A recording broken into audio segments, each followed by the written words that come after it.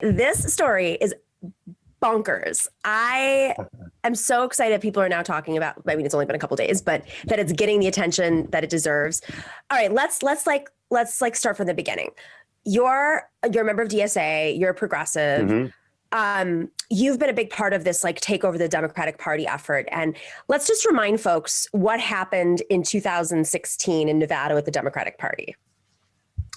Yeah, so a lot of what we've accomplished this past cycle, this past year, this past weekend is definitely a result of lessons learned and the experiences that folks on the left here in Nevada had from 2016. We had a very close caucus here in 2016 between Bernie Sanders and Hillary Clinton. Folks got very mobilized in that caucus to convention process. After the precinct level. And, I'm sure folks are familiar with the county level caucus where Bernie delegates, alternate delegates, briefly overturned the results. That effort did not succeed through the state level, but it was definitely an informative part of our strategy here in 2020 and 2021 now about the opportunity there is coming out of the caucus, based on how our state party is structured. And just for folks who just to jog their memories, this was the chair throwing thing. What happened with the chair throwing thing? So the chair throwing was at the state level convention this was in the aftermath of folks at the county level having, briefly overturned those results by, capitalizing on the alternate delegate process. So, again, it didn't. And what had happened? What did they say? So there were allegations that Bernie's supporters were on the verge of rioting, that someone had thrown a chair. That is still a hotly contested, issue here in Nevada. I know there's plenty online about it on Snopes. In particular, kind of debunking that claim, but we are well versed in chair throwing jokes on both sides of the aisle here. the Democratic aisle.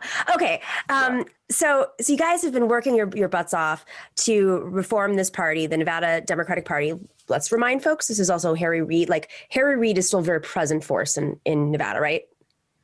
Oh, absolutely, and Harry Reid has helped build one of the strongest Democratic parties in the nation, alongside of organizers at the Culinary Union. Las Vegas, Nevada, is a union state. It's a union town. It's a modern 21st century union town where our workforces are in the entertainment and service industry, majority women workforces, majority people of color, majority immigrant workforces that have a lot of, political power through their unions and their labor organizing. And that's part of why I think Nevada is such fertile ground for progressive organizing, because of some of those dynamics. The Reid machine has been extraordinarily successful. They've won 4 of the last 4 presidential races here. We have 2 Democratic senators. Without them, we would not have the slim majority we have in the Senate right now. We elected our first Democratic governor in 20 years. Wow. So the dynamic here is not quite so black and white as I think a lot in the media want to make it. But what we see here is a successful party who has made a lot of gains. But if you look deeper than that, the trend is alarming for what we might be facing in 2022 with the midterms underneath a Democratic administration and Senate majority and House majority.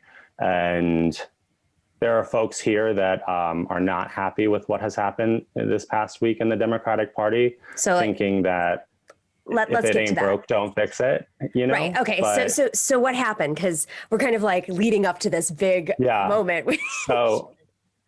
So this past weekend we had our Nevada Democratic Party statewide officer elections. So that's chair of the party, first vice chair, second vice chair, secretary, and treasurer.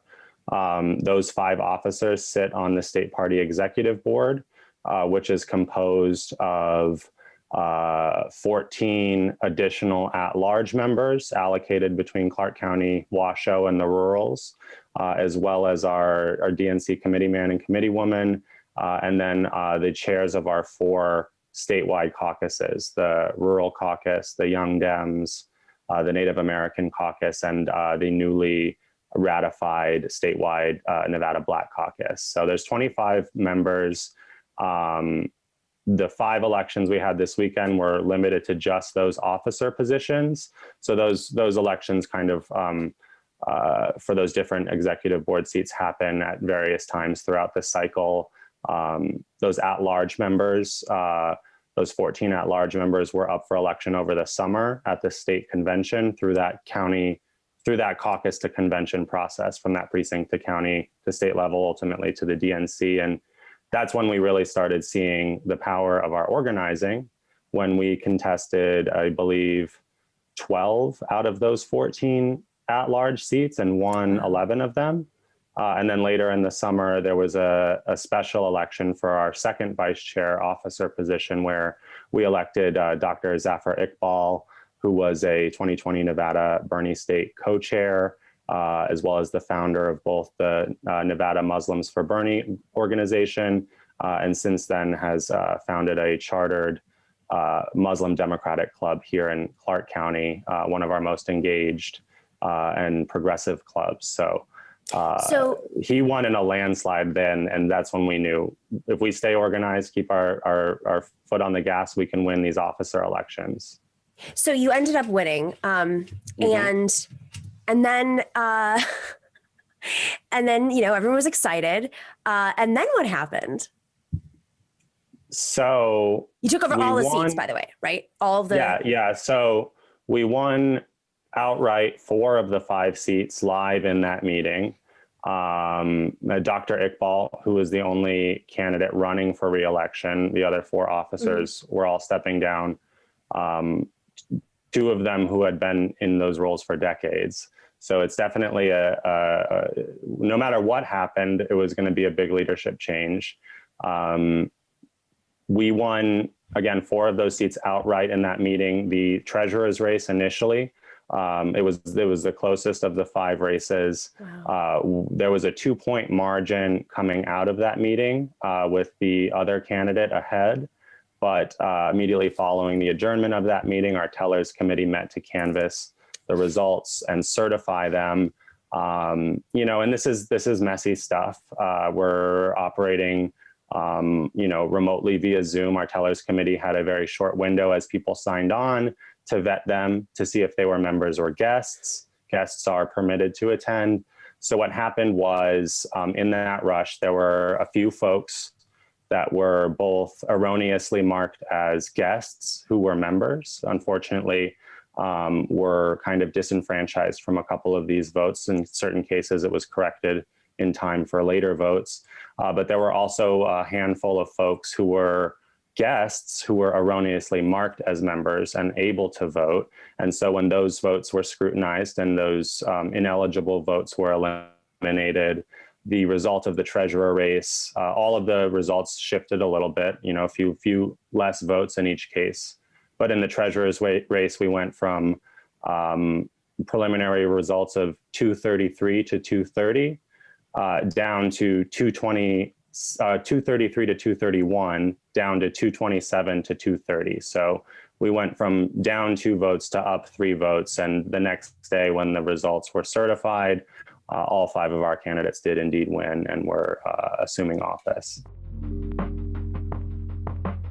Thanks for watching and listening to The Nomiki Show. But remember to click like and subscribe on YouTube, and please share on social media. If you're not already a patron, please join us for as low as $5 a month on patreon.com/The Nomiki Show for early and special content. That investment makes a huge difference. We are not corporate media raking in the dough. It's really you guys that are keeping us going. So please consider being a patron. And to our current patrons, thank you so much. We are incredibly grateful to you. We also now have swag. So check us out on thenomikishow.com to get your mugs, your totes, and your stickers.